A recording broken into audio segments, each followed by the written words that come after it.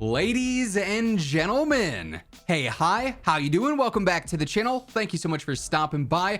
Of course, the Season 2 update just dropped between MW2, Warzone 2, and DMZ, but much unlike Season 1 in a very good way, it seems like Season 2's content updates are going to be much more frequent and not take nearly as long to happen. Of course, Season 1 kind of just dragged on. We saw the launch update, and of course that introduced Warzone 2 and DMZ, so that was huge in and of itself. But then the mid-season update wasn't anything too crazy, and from the mid-season update to the launch of Season 2 was just a major drought period where we had very little updates, very little communication, nothing was really happening.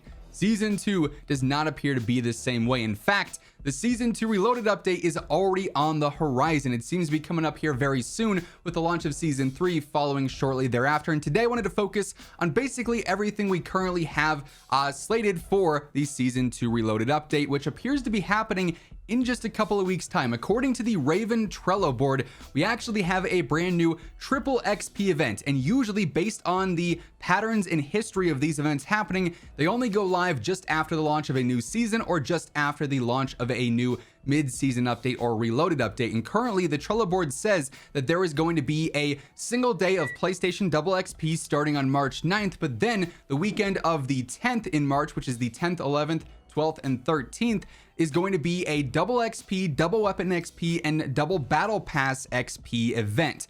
And like I said, that usually always happens just after the launch of a mid-season update. So this could indicate that March 8th may actually be our Season 2 Reloaded update launch time, unless they sort of switch things around this time and do that event just before Season 2 Reloaded, in which case March 15th may be the Season 2 Reloaded update date. It's either the 8th or the 15th according to the leaks that we've had from Tom Henderson before, and now this double XP event and double battle pass XP event basically. So just a couple of weeks away, we already are going to have our next major update. Now, what is this update going to include? Let's talk some of the general overviews here. The main universal content update here is going to be our brand new weapons update, which introduces the Tempest Torrent Marksman Rifle, which will be available via an in-game store bundle if you just want to pay for it outright, or via a free in-game challenge. It'll likely have a challenge for multiplayer, then a challenge for, DMZ maybe specifically as well. We'll have to wait and see for this, but this is essentially going to be the SR-25 Marksman Rifle. It seems could be pretty solid. I don't think it'll be like nearly as broken as the DMR back in Warzone 1 or anything, but that is going to be the main overview piece of content, if you will, that spans between all modes. The rest of the content that we have here is going to be specific for Warzone 2 or multiplayer, but that of course is available in all modes. Also, as mentioned, Tom Henderson has previously leaked that with the Season 2 Reloaded update, that'll be our next free-to-play multiplayer event as well. That'll probably span the similar weekend of that XP event if I had to guess. So whenever the Season 2 Reloaded update does drop, that'll follow basically the weekend after, according to Tom Henderson, just like what we had back with Season 1 Reloaded, where you can access a handful of the multiplayer maps and modes completely for free. You don't have to own MW2. It's a great time to, capitalize on some super easy weapon XP or getting some camo challenges done. We should get more official information on that here in the coming weeks though. Then we get into the mode-specific updates for Season 2 Reloaded, and really here it's between the Ashika Island updates coming in mid-season, and then some more multiplayer content drops as well. We'll start first with the Warzone 2 stuff and the Ashika Island stuff. As we get into this conversation, quick reminder, if you're new here, every day I'm your one-stop shop for all things going on in COD, so feel free to hit that subscribe button and turn on those post notifications to stay up to date.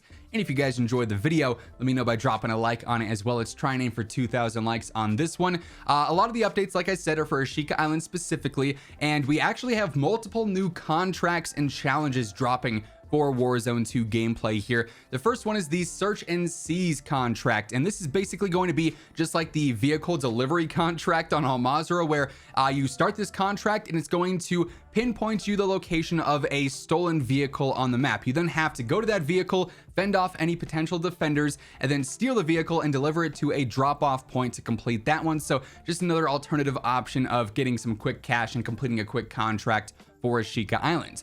The second Ashika Island contract is going to be the data heist one, and this one is particularly interesting. It's almost like the replacement of some of the stronghold challenges, if you will, or at least the stronghold endgame rewards, I would say. So for this one, when the data heist event comes online, 3 different uplink stations are going to go online. More than likely, they're going to be like on the radio towers, if I had to guess.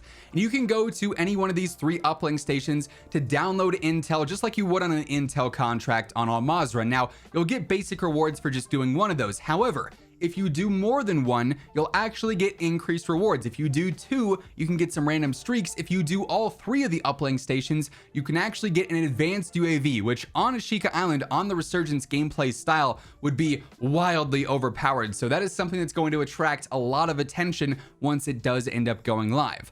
The Season 2 Reloaded update, or the mid-season update's also going to add in the redeploy drones specifically for Ashika Island. This is not a feature that's going to be live on all Mazrah, unfortunately, but this is going to introduce 4 different drones that'll spawn in on the map, and then they're actually going to update as the zone moves in. So once a drone becomes inaccessible because the zone overtakes it, it has the chance, it won't always, but it has the chance to actually relocate into the safe zone for the next zone and continue doing so up until a certain point in game. So that'll be pretty interesting and make the gameplay on Ashika Island even more hectic. And then the final new update for Warzone 2 here is another Ashika Island specific one, introducing a brand new AI, and this is going to be the Rusher AI that has lower health but also increased movement and the ability to have a larger melee lunge. So it'll be interesting for close quarters gameplay how annoying that AI is going to be. We then get into the multiplayer specific updates here, and we actually have a decent amount of stuff happening here as well. Surprisingly enough, obviously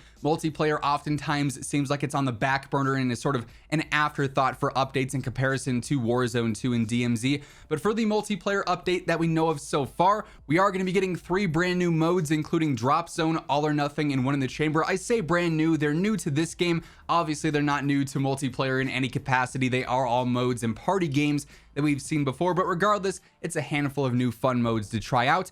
We are, of course, going to be getting the second raid episode as well, which is, of course, the expansion of the MW2 campaign. Adam Grad I thought was pretty cool. It doesn't, to me at least, have a ton of replayability. It's more of a one and done type thing, unless you're going for like the perfectionist challenges and whatnot, but it is cool to see an expansion of the campaign where you have all the different characters doing different missions and you learn more about the overall lore and storyline going on behind the scenes. And then finally, and personally, what I'm the most excited about here is the very first new 6v6 map coming for multiplayer. It seems like the devs definitely heard a lot of the complaints saying that, you know, multiplayer has not gotten any new maps. It's all remasters, it's all recycled maps, or it's museum from the beta. Where are the new maps? And they've actually pushed up a brand new map for 6v6 for Season 2 Reloaded. It's like this sort of hotel-like map. It kind of reminds me a lot of Bailout, set in like the mountains here at some resort. From the one preview picture they gave us of it, I think it looks awesome. I'm curious to see how it actually plays in terms of scale, but the overall aesthetic and the overall theme here, I am fully on board with. The vibes are at an all-time high based on the looks of this map. I love it. It looks gorgeous to me, so very excited to jump into that and try that out and see how it plays. Hopefully it ends up becoming one of the more solid multiplayer maps we have, especially because it's an actual new and unique map and not a remaster. So yeah, as of right now, that is effectively everything we currently know about the Season 2 Reloaded update, aka our next major content update for MW2, Warzone 2, and DMZ. And that's going to wrap things up for today. As we get any new intel on this update, anything official or any new reveals, I'll be sure to have you guys covered with that alongside everything else going on in COD. So of course, be sure to hit that subscribe button and turn on those post notifications to stay up to date. And if you guys enjoyed the video, let me know by dropping a like on it as well. But once again, thank you so much for tuning in, and until next time, take it easy, have an awesome rest of your day, and I'll catch you guys later. Peace out.